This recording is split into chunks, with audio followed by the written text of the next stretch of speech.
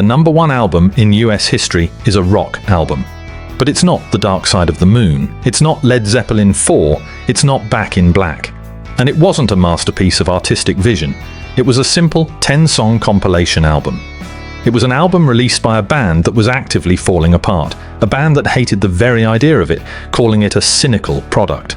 How did a cash grab, born from pure contractual obligation and band infighting, manage to outsell the king of pop and become the undefeated champion of American music? How did the least inspired album of their career become their greatest legacy? Let's begin. To understand how the Eagles conquered America, you first have to understand they weren't just a band, they were an idea. The idea of the California dream.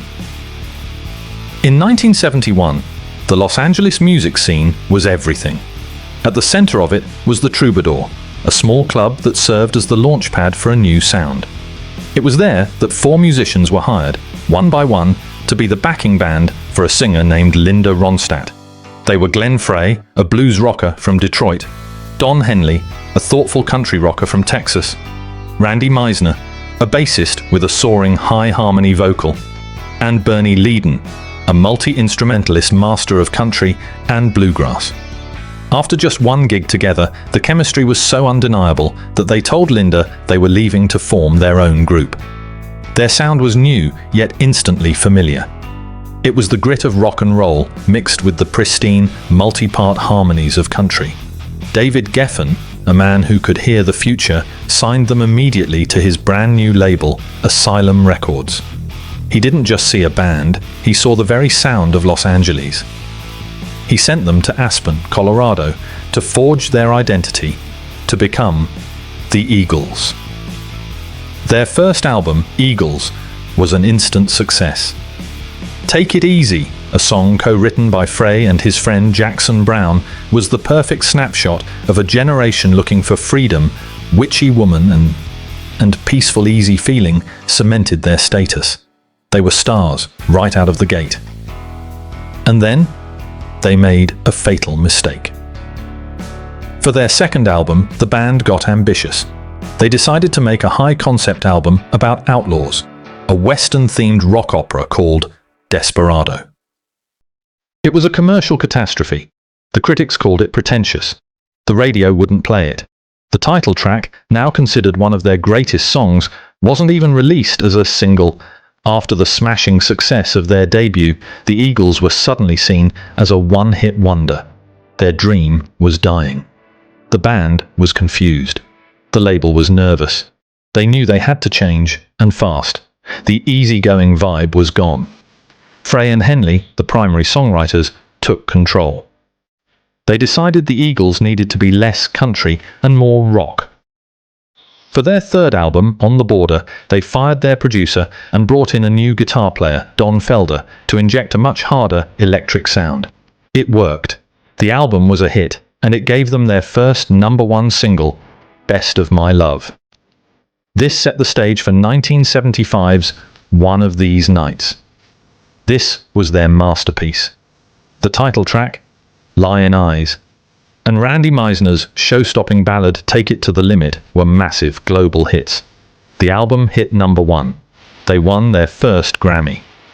After years of struggle and one near-fatal failure, the Eagles were, without question, the biggest band in America. But this success came at a terrible price. The pressure had turned the band into a toxic, high-stakes prison.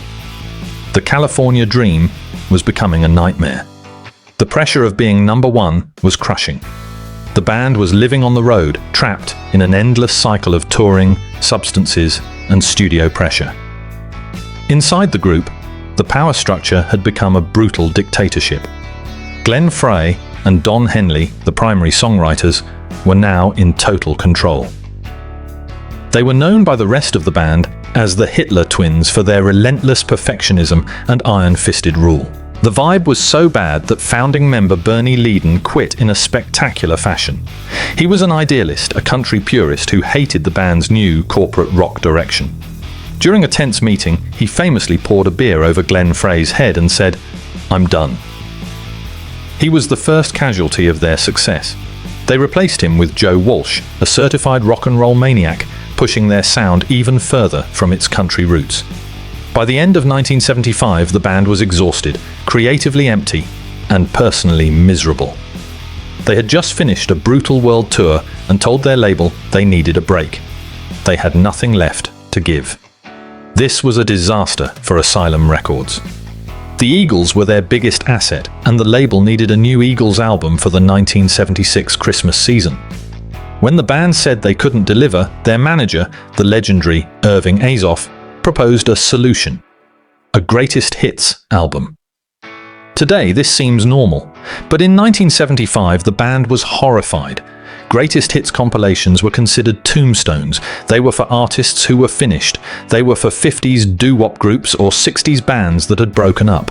It was a cheap way to package old material. The Eagles were at their absolute peak. To them, this was an admission of failure, a creatively bankrupt move. Don Henley was furious. He famously said the album was a cynical, corporate product. We didn't want to do it. We didn't think those songs were greatest hits yet. But they were trapped. Their contract required them to deliver a new album. A compilation was the only way to fulfill that obligation without killing themselves in the studio. Reluctantly, they agreed. They had zero creative involvement.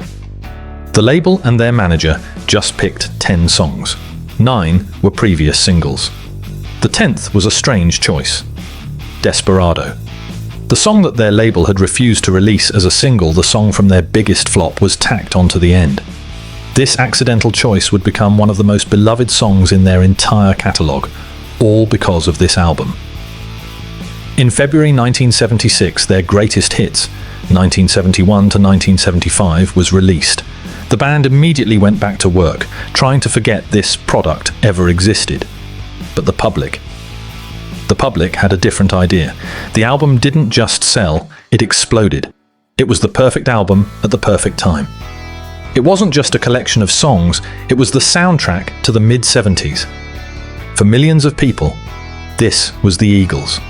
It was the sound of driving with the windows down, the sound of first loves and last goodbyes. It was a flawless, all-killer no-filler listening experience. It sold so fast and so much that it literally broke the entire music industry's system for measuring success.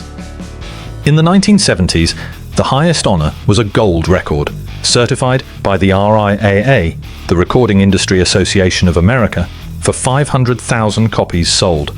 It was a plaque for the wall. But the Eagles' hits album was selling millions, not thousands. The RIAA was forced to invent a new award just to quantify its success. On February 24, 1976, just 1 week after its release, their greatest hits, 1971 to 1975, became the first album in music history to be certified platinum for 1 million copies sold. The band that was insulted by the idea of a greatest hits album had just created the industry's new benchmark for success. And it wouldn't stop. It sold and sold and sold. It lived on the charts for years, becoming a permanent fixture in American culture. But this runaway success created an entirely new and much more terrifying problem. The Eagles were now in an impossible position. Their throwaway album, the one they never wanted to make, the one that required zero effort, was now the biggest album of all time. How do you follow that? How do you go back into the studio to create a new album that can possibly compete with a flawless collection of your own biggest hits? The pressure was immense. It nearly destroyed them. The band entered the studio to record their follow-up, and it became a living hell. They spent 8 agonizing months in the studio, a process so tortured and meticulous, it became legendary. They were living in a golden prison of their own making, and they knew their new album had to be perfect. They spent days perfecting a single snare drum sound. They re-recorded vocals hundreds of times. Don Felder and Joe Walsh recorded the iconic guitar solo for the title track over and over, with Henley criticizing every note until it was perfect. The entire time, they were fueled by paranoia, mountains of cocaine, and the terrifying shadow of their own greatest hits. Glenn Frey called the recording a brilliant, hollow piece of work. That album was Hotel California.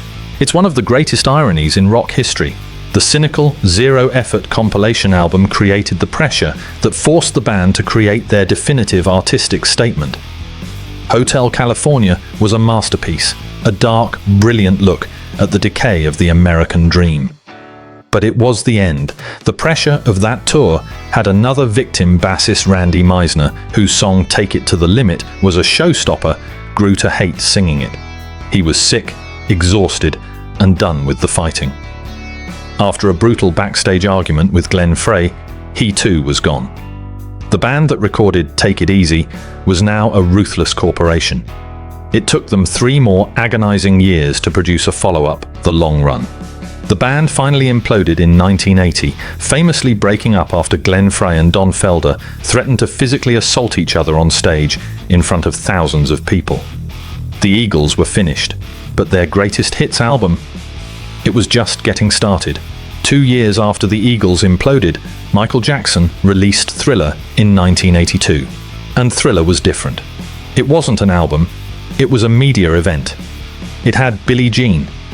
It had Beat It. It had the short film. It spent 37 weeks at #1. It won 8 Grammys.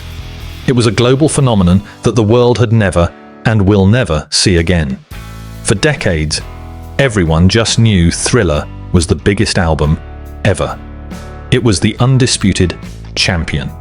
But while Thriller was loud, the Eagles' hits album was quiet. It was a sleeper. It never had the explosive front-loaded sales of Thriller, but it never stopped selling. It was the ultimate catalog album. Then came the 1990s and the compact disc. The CD boom was a gold rush for record labels. And what was the first CD everyone bought to replace their vinyl or cassette? The perfect album. Their greatest hits. Thriller was a time capsule of the 80s. The Eagles' hits felt timeless. The battle for the #1 spot became a quiet war fought in record store back catalogs. Thriller held the lead for most of the 80s and 90s.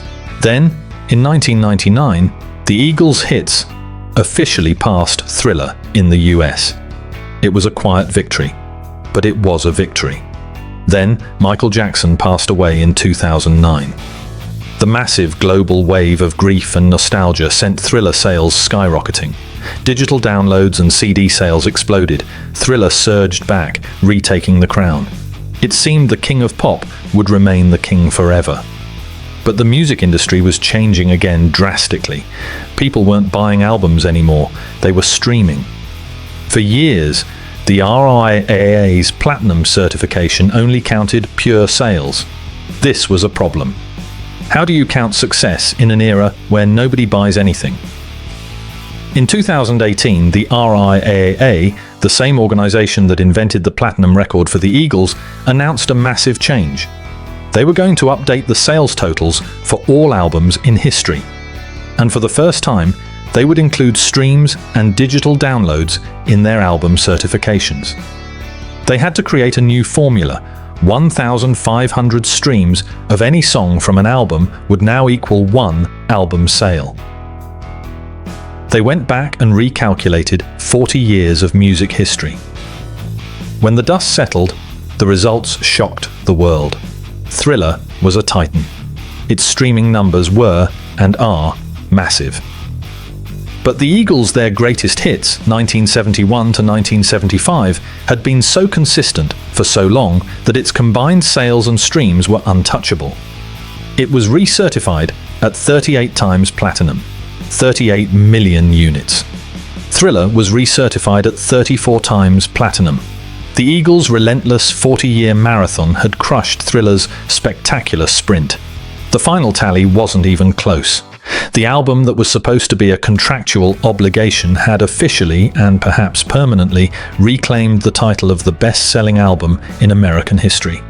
It's the ultimate music industry punchline. The Eagles, a band defined by their tortured perfectionism, created their greatest legacy by accident. They tried to make art, and it tore them apart. They agreed to make a product, and it made them immortal. The album that was supposed to be a tombstone became the soundtrack of a nation.